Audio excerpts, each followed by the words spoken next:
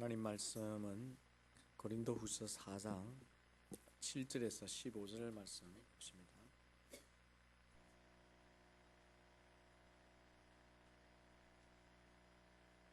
고린도후서 4장 7절에서 15절 말씀입니다. 한 절씩 교독해서 봉독합니다. 우리가 이 보배를 질그릇에 가졌으니 이는 심히 큰 능력은 하나님께 있고 우리에게 있지 아니함을 알게 하려 함이라. 우리가 사방으로 우겨쌈을 당하여도 쌓이지 아니하며 답답한 일을 당하여도 낙심하지 아니하며 박해를 받아도 버림받지 아니하며 거꾸로 뜨림을 당하여도 망하지 아니하고 우리가 항상 예수의 죽음을 몸에 짊어지면 예수의 생명이 또한 우리 몸에 나타나게 하려 함이라. 우리 살아있는 자가 항상 예수를 위하여 죽음에 넘기우면 예수의 생명이 또한 우리 죽을 육체에 나타나게 하려 함이라. 그런즉 사망은 우리 안에 역사하고 생명은 너희 안에서 역사하느니라. 기록된 바 내가 믿음으로 말하였다 한 것 같이 우리가 같은 믿음의 마음을 가졌으니 우리도 믿었으므로 또한 말하노라. 주 예수를 다시 살리시니가 예수와 함께 우리도 다시 살리사 너희와 함께 그 앞에 서게 하실 줄을 아노라. 이는 모든 것이 너희를 위함이니 많은 사람의 감사로 말미암아 은혜가 더하여 넘쳐서 하나님께 영광을 돌리게 하려 함이라. 아멘.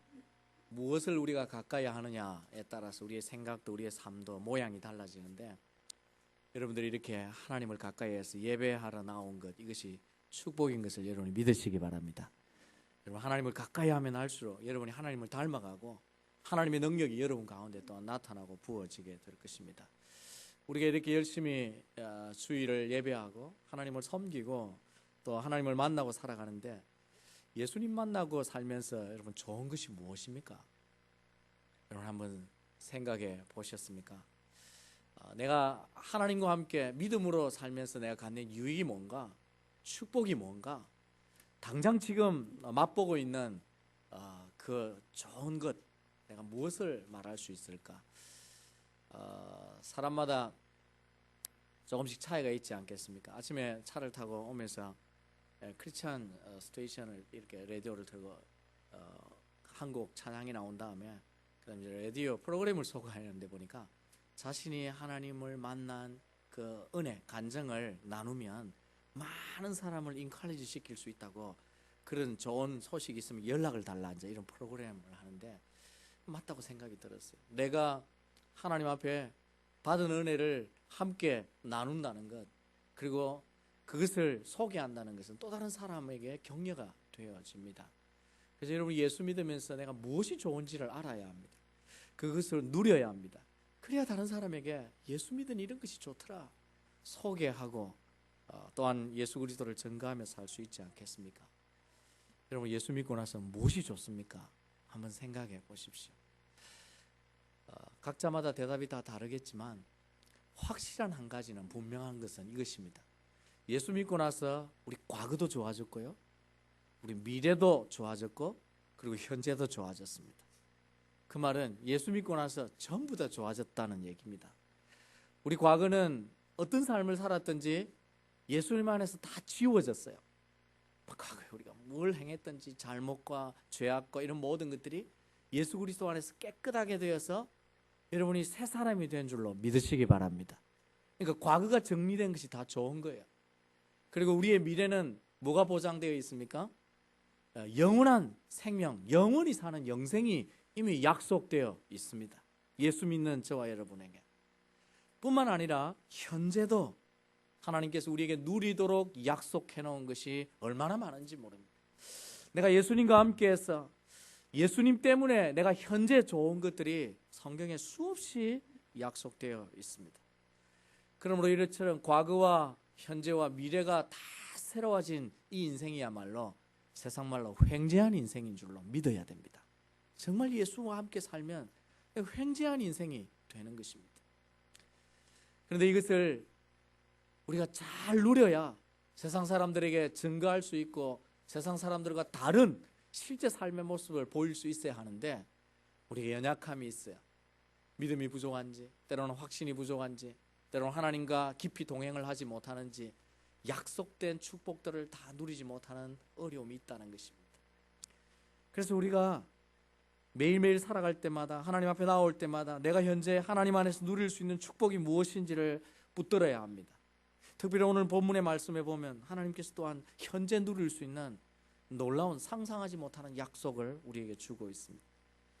여러분, 이 본문의 말씀 여러분 기억하실는지 모르겠지만 몇 개월 전에 묵상했던 말씀입니다. 그러나 제2편으로 그때 나누지 못한 말씀을 오늘 드리는 것입니다. 특별히 오늘 8절 9절을 한번 보세요. 오늘 본문을 함께 묵상할 내용입니다. 바울이 확신 가운데 예수와 함께하는 사람들이 현재 누릴 수 있는 놀라운 축복이 뭔가 이렇게 말합니다. 우리가 사방으로 우겨쌈을 당하여도 쌓이지 아니하고 답답한 일을 당하여도 낙심하지 아니하며 박해를 받아도 버림받지 아니하며 거꾸러뜨림을 당하여도 망하지 아니하고, 여기에 쌓이지 않고 낙심하지 아니하고 그리고 버림받지 아니하고 망하지 아니한다는 것이 오늘 저와 여러분에게 있는 예수와 함께 살아가는 여러분에게 있는 현재 누릴 약속인 것을 여러분이 믿으시기 바랍니다. 그리고 오늘 예배를 통해 이 말씀을 여러분이 한번 붙들어 보시기 바랍니다. 그리고 현재 삶 속에 쌓이는 것들과 답답한 일들과 그리고 핍박당하는 일들로부터 여러분이 어떻게 이것을 누릴 수 있는지 여러분이 믿음으로 한번 경험해 보실 수 있기를 바랍니다. 요즘 같으면 정말 이 은혜가 필요합니다. 온 세계가 경제적인 위기를 맞고 있습니다. 세계 곳곳에 정치적인 변화로 시끌시끌하고 갈등이 증폭되고 있습니다. 지구의 환경은 이전과 달라져서 굉장한 고통으로 우리에게 다가옵니다. 지구의 온도가 2도만, 어제 뉴스 보니까 지구의 온도가 2도만 높아져도 범죄율이 15% 증가한다고 합니다. 사람들이 살기가 힘드니까 남을 해한다는 거예요. 그런 변화 속에서 우리가 살고, 가정은 가정대로 어려움이 있고 개인은 개인대로 어려움이 있는데, 그래서 야 살기 힘들다 그리고 우리가 계속 짓눌리는 것이 아니라 하나님이 우리에게 약속해 주신 이 말씀을 붙들면서 지금 우리에게 정말 이 은혜가 필요한 것입니다. 여러분은 그렇지 않습니까? 이 은혜를 누리고 살고 싶지 않나요? 바울은 확신 가운데서 예수 그리스도를 모시고 사는 사람에게 현재 이 은혜를 누릴 수 있다고 당당하게 말씀하고 있습니다. 어떻게 이 은혜를 입을 수 있을까? 그 열쇠는 물론 본문 7절입니다. 이 7절에 대해서 이미 지난번에 말씀을 드렸습니다. 우리가 이 보배를 질그릇에 가졌으니 이는 심히 큰 능력이 하나님께 있고 우리에게 있지 아니함을 알게 하려 함이라. 나는 질그릇이라 답답한 일을 당하면 절망할 수밖에 없지만, 또 나를 짓누르는 겹겹이 쌓인 어려움들 앞에서 우리가 헤어나올 수 없지만, 그러나 우리 안에 보배 대신 예수 그리스도가 계신다면 그분의 능력을 통해서 우리가 그 모든 상황을 이길 수 있다 하는 것이 바울의 확신인 것입니다. 여러분 안에 이 보배를 가지고 계십니까? 여러분 한번 다시 점검해 보시기 바랍니다. 내 안에는 이 보배가 있는가? 이 보배가 무엇입니까? 이 보배는 어두운 인생의 빛으로 찾아오신 예수 그리스도를 말씀합니다. 앞서 6절과 5절과 6절에 있는 대로 하면 십자가의 사역을 완성하시고 복음의 빛을 비추으신 그 복음의 광채와 그 능력을 말하는 것입니다. 내 안에 복음이 있는가? 내 안에 예수 그리스도가 있는가? 그리고 그분이 계신다면 나에게 약속되어진 것이 바로 8절과 9절이다 하는 사실을 알고 오늘 우리가 이 8, 9절의 은혜를 누릴 수 있어야 할 것입니다. 그래서 오늘 본문 말씀을 통해서 보배를 소유하고 보배를 가지고 사는 성도가 실제 오늘 누릴 수 있는 은혜가 무엇인지를 살펴보고자 합니다. 첫 번째 바울이 말하는 것이 무엇입니까? 우리가 누릴 수 있는 은혜는 우겨쌈을 당하여도 뭐하지 아니한다고요? 쌓이지 아니합니다. 이 세상은 우리를 우겨 싸는 것들이 많습니다. 여기 우겨 산다는 것은요, 포도를 포도즙 틀에다가 가득 넣고 위에서 짓누르는 것을 얘기합니다. 문자적으로. 다시 말하면 우리의 삶에 짓누르는 것들이 많이 있다는 것입니다. 실제 세상의 죄된 환경이나 여러 가지 일들이 우리의 삶을 짓누르고 있습니다. 아마 여러분도 삶의 무게 때문에 힘들어하는 분들이 있을 것입니다. 때로는 염려나 근심이나 불안이나 절망들이 우리의 마음에 겹겹이 쌓여서 그것들을 하나씩 다 풀어가는데 얼마나 어려움을 겪는지 모릅니다. 지난주 어떤 분과 얘기를 하는 가운데 정말 겹겹이 문제를 쌓여서 이 짓눌려 있는 한 참 안타까운 성도의 얘기를 듣게 되었습니다. 믿음으로 살려고 애를 쓰고 자기가 보기에 열심을 다하고 노력하는 한 여성도에게 우환이 겹치는데 계속해서 우환이 겹친다는 거예요. 남편은 몇 해 전에 바람이 나서 집을 떠나고 이혼한 상태가 되어버렸고, 큰아들은 아프간에 파병을 갔다가 돌아와서는 알코올 중독자가 돼가 폐인이 되어 살아가고, 그런 어려운 가운데서 둘째 아들마저 19살인데 몇 주 전에 교통사고를 당해서 죽었다는 것입니다. 한 여인이 감당하기에는 너무나 겹겹이 쌓인 어려움 가운데서 뭐라고 위로를 해야 할지 모르겠다는 거예요. 목사가 들어도 할 말이 없어요. 하나님은 모든 걸 다 아시고 자기 자녀를 분명히 사랑하시는데 때때로 우리에게 이해할 수 없는 일들을 겹겹이 만나는 것입니다. 성경적으로 다 설명할 수 없는 일들을 설명해도 사실은 이해가 되지 않는, 받아들여지지 않는, 믿음으로 아니면 도저히 해석할 수 없는 일들이 우리에게 일어나는 것입니다. 그런데 인간의 말로는 위로할 수 없지만 그런 어려움을 당한 이 여성도에게도 오늘 말씀은 진리로 다가갈 수가 있습니다. 바울은 그 성도에게 말합니다.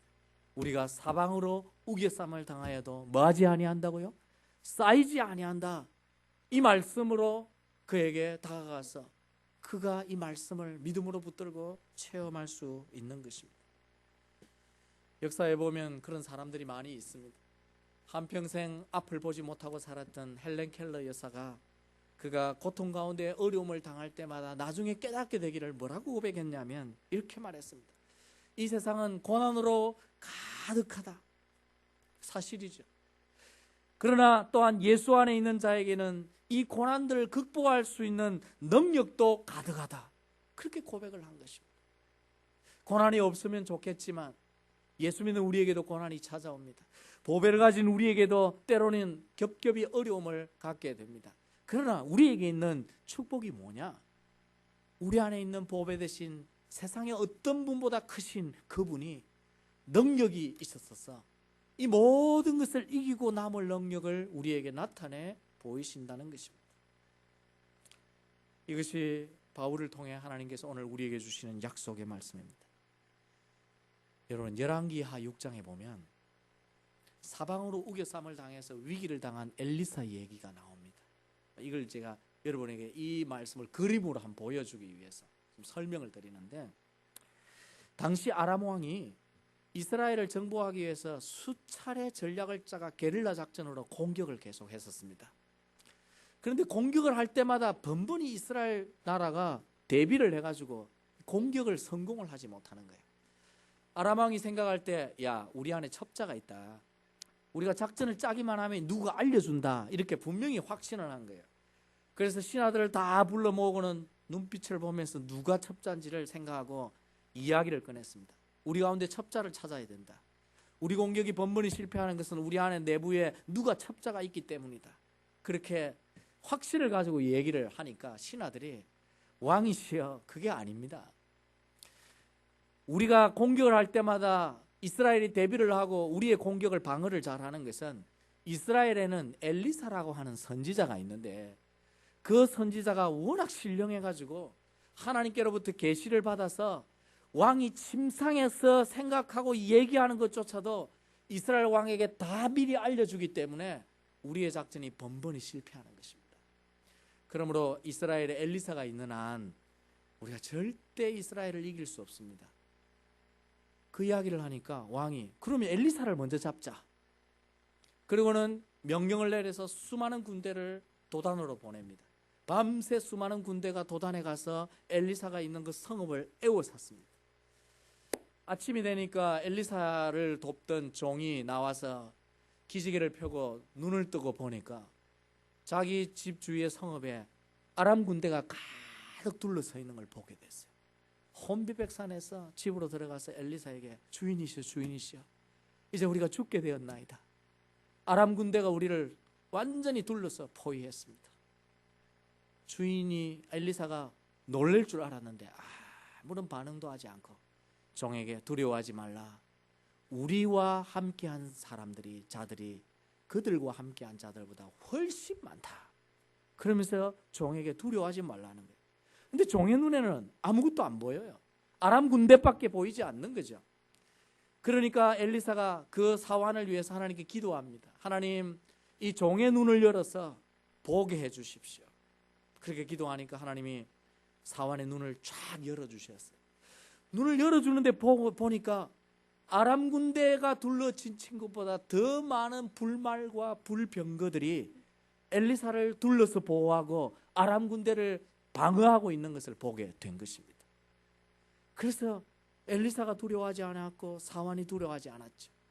결국 이 스토리는 하나님께서 천군 천사를 보내셔서 엘리사의 기도를 들으시고 수많은 아람 군대의 눈을 멀게 하셔서 사마리아로 다 이끌어가 포로로 잡아가서 보내는 전쟁 승리로 끝나는 이야기입니다. 여러분, 그림을 한번 상상해 보십시오. 우리를 겹겹이 둘러싼 문제들이 있습니다. 근데 우리 눈에는 그것만 보이는 거예요. 그런데 우리 안에 보배를 담고 있는 예수 그리스도는 뭐를 볼 수 있어야 됩니까?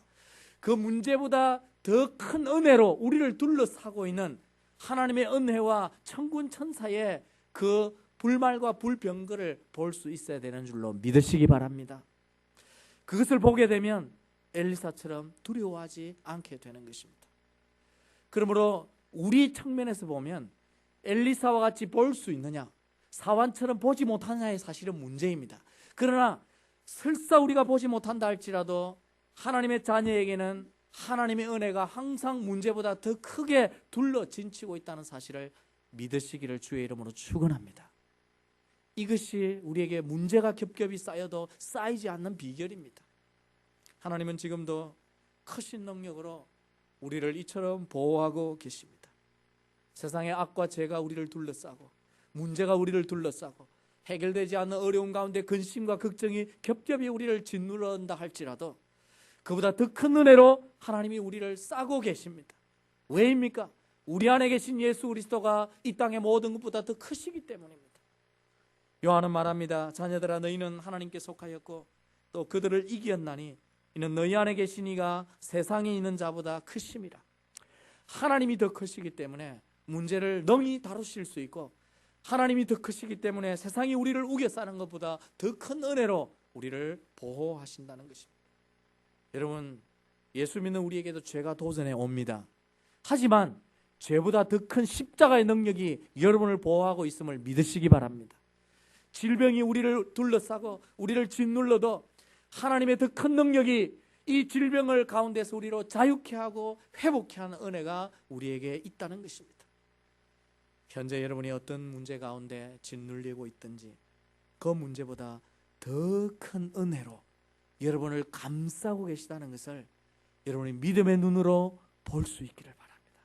그리고 엘리야처럼 담대하게, 바울처럼 문제 앞에서도 나를 둘러 우겨싸고 있는 그 모든 문제 앞에서 내가 쌓이지 아니한다 하는 이 확신을 가지시고 이 은혜를, 이 하나님의 능력을 현재 여러분의 문제 가운데서 누리고 맛보는 그런 복된 성도들 되시기를 주의 이름으로 축원합니다. 두 번째, 바울이 확신하는 것이 무엇입니까? 답답한 일을 당하여도 낙심하지 않습니다. 누가? 보배를 가진 성도는 살아가다 보면 마음이 꽉 막히는 답답한 일들이 있지요.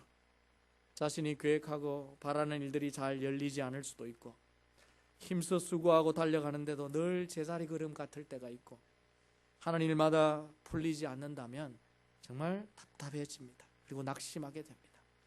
기대하던 자녀들이 바램과 같이 아름답게 건강하게 잘 성장하지 못하면 자녀를 볼 때마다 답답하죠. 자신은 정직하게 최선을 다하고 살아가는데도 주변의 사람들이 오해하고 그리고 모함을 할 때 얼마나 답답한지 모릅니다. 정말 어떤 땐 천지가 꽉 막혀서 숨을 쉬기가 싫을 때가 있습니다. 게다가 피할 길이 보이지 않습니다. 막막합니다. 그럴 때 낙심하게 되는 것입니다. 요즘 한국에는 이런 삶의 답답함 때문에 한강에서 뛰어내리는 사람들이 많습니다. 그 뭐 지식 유무를 막론하고 어떤 지위도 관계없이 한강에서 뛰어내리는 게 유행처럼 됐어요. 한국에 33분마다 한 사람이 자살한다고 합니다. 1년 동안 자살해 죽는 사람이 15,300명이 넘습니다. 여러분, 이렇게 살아있는 걸 축복으로 여기시기 바랍니다. 내가 자살할 마음이 들지 않는 것도 축복입니다.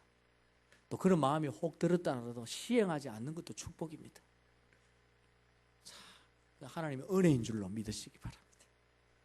그런 가운데 바울은 우리에게 뭐라고 말합니까? 야, 답답한 일을 만났는데 8절에 답답한 일을 당하여도 뭐하지 아니하며 낙심하지 아니하며, 이 은혜가 내가 잘나서 생기는 것이 아니라 우리 안에 보배 되신 예수 그리스도가 계시기 때문에 그 은혜가 우리를 이길 수 있도록, 답답한 일로부터 승리할 수 있도록 도운다고 말씀하고 있습니다. 왜 성도는 답답한 일을 만나도 낙심치 않을 수 있습니까? 그것은 우리 안에 세상보다 더 크신 예수 그리스도께서 우리 삶을 앞서 말한 것처럼 지키고 보호할 뿐만 아니라 실제로 인도하고 계시기 때문입니다. 계속 일이 잘 안 풀리는데도 하나님은 인도하고 계셔요. 우리가 지난 몇 주 동안 묵상해 본 것처럼 요셉의 인생이 13년 동안 노예로, 감옥으로 인생이 풀리지 않아서 참 너무나 비참한 삶을 사는데도 하나님은 그의 인생을 뭐하고 계십니까? 풀고 계셨어요. 사실은 하나님의 계획 가운데 그를 나중을 위해서 준비하는 삶으로 인도하여 가고 계시기 때문에 성도가 그것을 믿고 답답하고 낙심하지 않을 수 있는 것입니다. 그래서 요셉이 자살하지 않은 것입니다. 하나님의 계획을 알았기 때문에 그는 하나님이 우리를 보호하시고 여기까지 인도하셨다, 그렇게 말하는 것입니다. 요셉뿐인 줄 압니까? 다윗도 마찬가지입니다. 다윗이 하나님 앞에 기름 부음 받고 났어요. 기름 부음 받았다는 것은 왕이 되겠다는 약속인데, 왕이 되겠다는 약속을 선지자에게 받고 나서는 당장 야왕이 된 것이 아닙니다. 다윗의 생애를 사무엘 상을 읽어보면요, 기름 부음 받고 나서 다윗은 더 어려워졌어요. 사울에게 위협당하고 죽임을 당해서 12, 13년을 보냈습니다. 그리고 조그마한 땅에, 사울이 죽고 나서 조그마한 땅에, 나라에 통치자가 됐긴 하지만 그보다 더 큰 이 북쪽의 이스라엘들은 다윗을 왕으로 인정하지 아니하고 17년 동안 왕이 되지 못했습니다. 그렇지만 다윗이 하나님의 계획과 인도하심을 믿고 답답한 가운데 낙심치 않았어요. 변함없이 하나님의 계획과 인도하심을 신뢰했기 때문에 그는 그런 가운데도 낙심하지 아니하고 하나님께 찬양할 수 있었습니다. 그가 찬양한 대표적인 찬양을 보세요. 여호와는 나의 목자시니 내가 부족함이 없으리로다. 여호와가 나의 목자라는 게 뭡니까? 여호와가 내 삶을 뭐 하신다는 겁니까? 인도하신다는 거죠. 그래서 이렇게 말합니다. 내가 사망의 엄침한 골짜기로 다닐지라도 해를 두려워하지 않을 것은 주께서 나와 함께 하심이라. 주의 지팡이와 막대기가 나를 안위하시나이다. 주의 지팡이는 하나님의 인도하심의 상징이고 주의 막대기는 하나님의 권능의 상징입니다. 그런 것들이 자기를 이끌고 있기 때문에 어떤 답답한 일 가운데도 낙심하지 않는다는 것입니다. 요셉이나 다윗의 눈에 보이지 않았고 귀에 아무것도 들리지 않았지만, 그러나 칠흑같이 내 앞길이 어두워도 예수님이 나를 손잡고 이끈다는 것을 믿었기 때문에, 하나님이 목자로서 인도하신다는 사실을 믿었기 때문에 그가 낙심하지 않았습니다. 여러분, 우리도 우리의 삶의 답답한 일 가운데 이런 하나님의 인도하심을 믿음으로 보아야 합니다. 이스라엘 백성이 애굽에서 나와서 홍해를 만났을 때에 앞에는 홍해 바다고 뒤에는 애굽 군대가 침공해오는 그런 정말 사방이 우겨쌈을 당하고 답답한, 피할 길이 없으니까 이제는 낙심이 되어서 우리가 죽었구나 생각하고 모세에게 다가가서 우리를 차라리 애굽의 노예로 살게 하지, 그래도 세상에서 사는 것이 좋지 죽는 것이 뭐가 좋느냐고 원망하고 할 때에 모세는 낙심하지 않았습니다. 왜 모세가 낙심하지 않았습니까? 길이 보이지 않는 답답한 상황 가운데도 하나님이 인도하신다는 사실을 그가 믿었기 때문입니다. 하나님은 그래서 모세에게 말씀하셨습니다. 너희는 두려워하지 말고 가만히 있어서 여호와께서 오늘 너희를 위하여 행하시는 구원을 보라. 하나님이 알고 계시고 인도하고 계시고 때가 되면 길을 만드시는 분입니다. 여러분, 우리의 삶의 문제에도 때가 되면 길을 만드시는 하나님인 것을 여러분이 믿으시기 바랍니다. 길이 보이지 않아 답답해야 한 상황 가운데도 낙심하지 않아야 할 이유입니다. 전능하신 하나님은 우리가 상상할 수 없는 상황에서 우리가 예측할 수 없는 방법으로 길을 만드시는 분인 것을 여러분이 믿으시기 바랍니다. 하나님의 방법은요, 하나님 말씀하지 않았습니까? 하나님의 생각은 너희 생각과 다르다 그랬어요. 내 생각은 너희 생각과 다르다 그랬습니다. 하나님이 알고 보는 것은 우리가 보는 것과 다르다 그랬어요. 그래서 우리가 하나님의 약속을 믿어야 합니다. 답답한 상황 가운데서도 하나님이 우리에게 뭘 하시는지 믿어야 합니다. 우리 다 같이 말씀 한 구절을 읽어봅시다. 우리 다 같이 한번 읽어볼까요? 시작.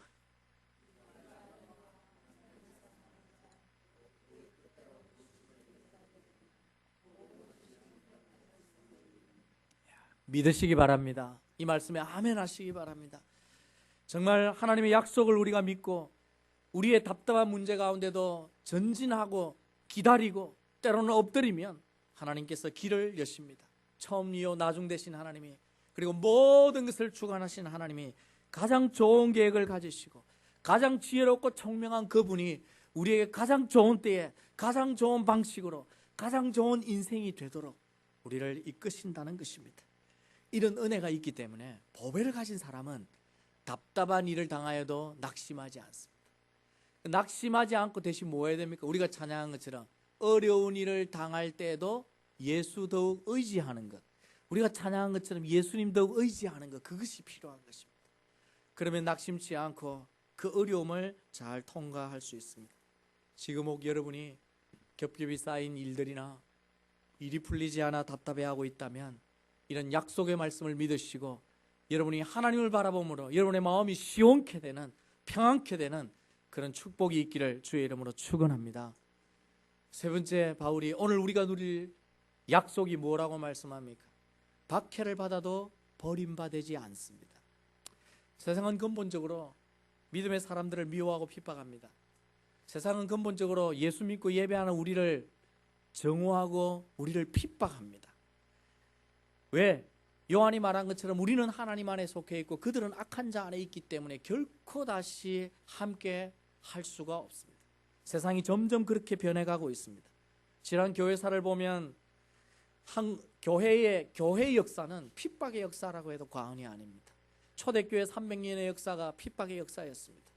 우리나라 초창기에 일제 침탈하에 교회가 200교회 정도가 성장을 했었는데 그 200교회가 일제 침략 가운데, 압제 가운데 다 무너졌습니다.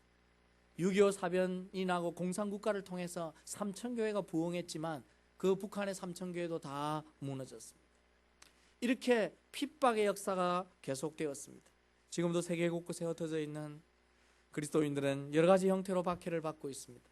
북한의 지하교회 성도들은 숨을 죽이고 신앙생활을 하고 있고, 지난주에 일어났던 이집트의 상황을 여러분이 뉴스로 들었을 것입니다. 교회 상황은 여러분에게 알려지지 않았지만, 그러나 이 이집트의 사태 때문에 이 무슬림 형제단이 테러 분자들이 되어가지고 기독교인들과 교회들을 엄청나게 핍박하고 박해를 했습니다. 불타버린 교회가 30교회가 넘습니다. 10명이 넘는 목사님이 순교를 당했습니다. 기독교인의 가게는 다 불타고 침략을 당했습니다. 자신들이 세운 무스리 대통령이 하야를 하고 난 다음에 그 원인을 다 기독교에게 돌리고 있어요. 이런 핍박이 지금도 일어납니다. 예수 믿는다는 것 때문에 핍박이 지금도 지구상에 일어납니다. 아, 우리는 괜찮은데 참 자유의 나라에 살아서 좋다, 그렇습니까? 그렇지 않습니다. 지금은 자유를 누리고 있는데 이 자유가 곧 다른 상황으로 얽매이게 됩니다. 제가 늘 기도하고 말씀드린 것처럼 미국이 앞장서서 성경에 반하는 법률을 개정하고 사회윤리에 반하는 정서로 사회를 이끌어가면요, 곧 우리에게 핍박이 옵니다. 예수 믿는 우리가 제대로 우리의 신앙대로 살지 못하는 환경이 바로 만들어집니다. 이 강단에서 제가 그런 것들을 설교하면 제가 감옥에 가야 하는 상황이 곧 닥쳐옵니다. 그런 핍박이 우리 가운데 다가온다는 것입니다. 그런데 바울은 그 당시뿐만 아니라 오늘과 미래를 사는 성도들에게 확신 있게 말하기를 우리가 핍박을 받아도 버림받지 않는다. 그렇게 말씀하고 있습니다. 왜일까요? 십자가의 복음인 그리고 예수 그리스도께서 우리 안에 계시기 때문입니다. 예수님이 이미 말씀하셨습니다.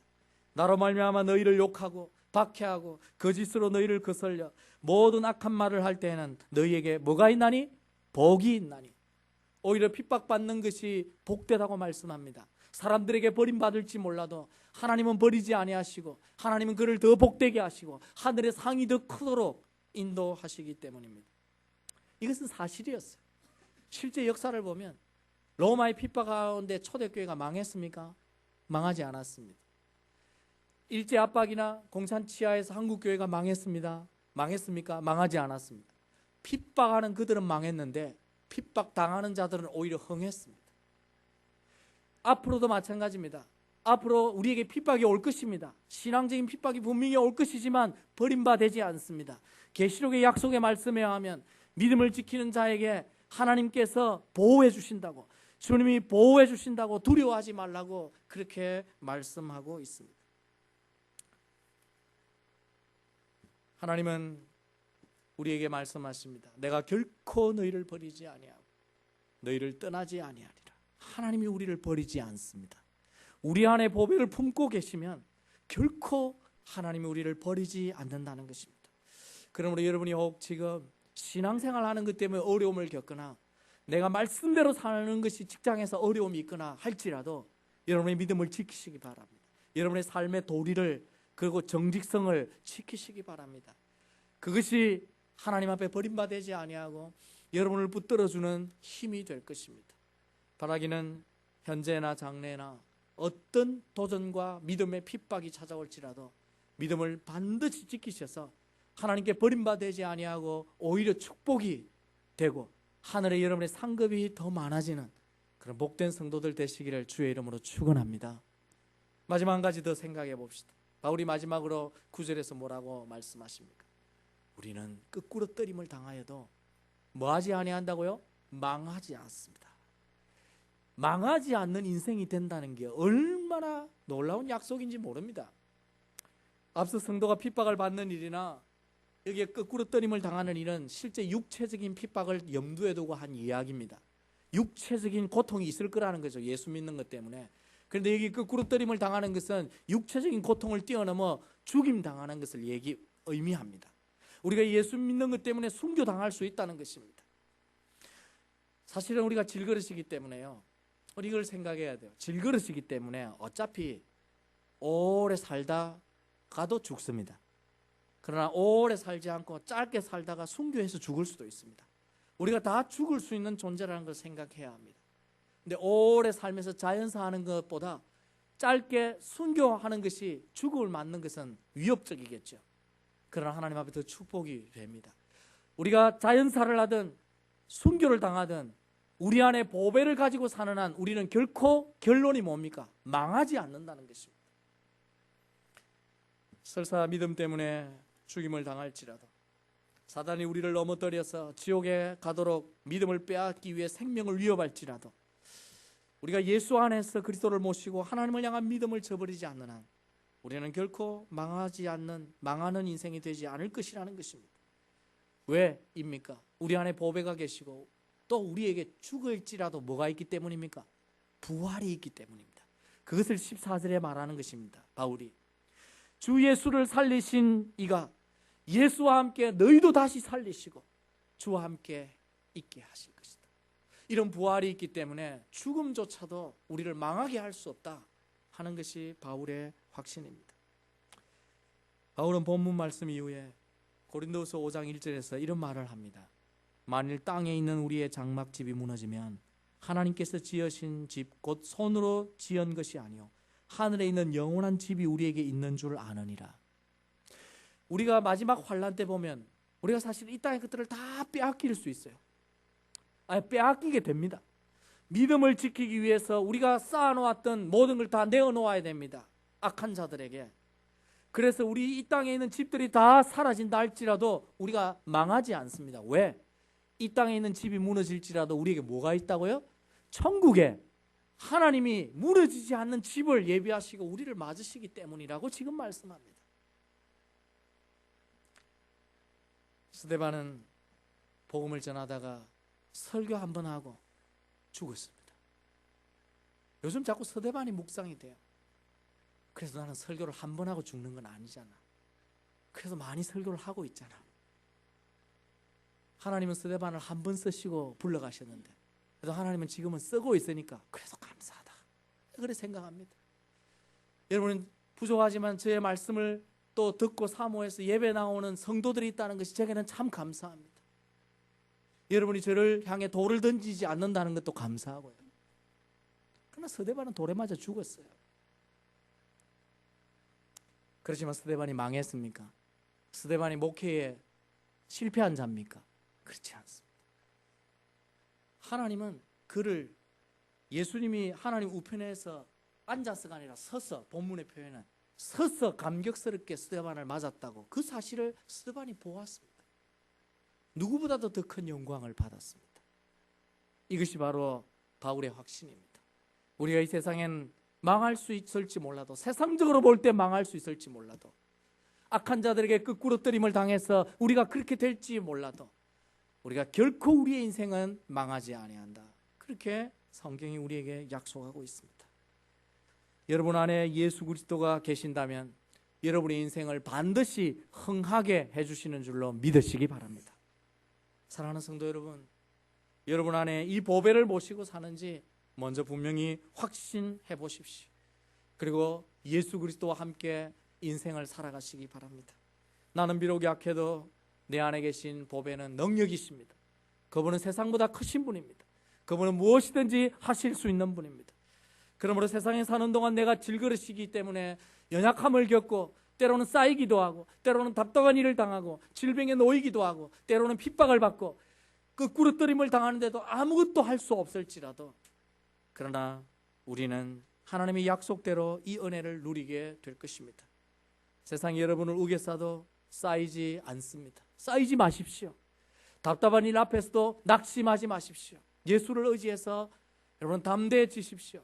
핍박을 받아도 여러분 버림받지 않음을 확신하시고, 혹두가 나를 죽음으로 위협할지라도 내 인생이 망하지 않음을 아시고, 끝까지 예수 그리스도를 향한 이 믿음을 지키시고, 예수의 보배, 우리 안에 있는 이 보배 대신 예수 그리스도와 복음의 능력을 세상에 나타내 보이시고, 세상 사람들과 적어도 다른, 우겨쌈을 당하는데도 세상 사람들과 다른, 답답한 일을 만났는데도 절망하지 않고 낙심하지 아니하므로 세상 사람들에게 우리가 적어도 다른 그런 삶의 능력을, 말씀의 능력을 나타내 보이시고, 세상을 이기시는 복된 우리 성도들, 특별히 우리 교회도 이런 약속의 말씀이 그대로 나타나서 우리 교회가 여러 가지 기도 제목 가운데도 세상을 향해 담대하게 복음을 들고 사역할 수 있는 그런 교회로 쓰임받음을 믿으시고, 하나님 앞에서 이 약속을 현재에 누리는 복된 성도와 교회가 되기를 주의 이름으로 축원합니다. 다 같이 한번 기도합시다. 여러분, 우겨쌈을 당한 문제와 답답한 문제 가운데서 이 은혜를 누릴 수 있게 해달라고 우리 한번 기도합시다. 하나님 아버지,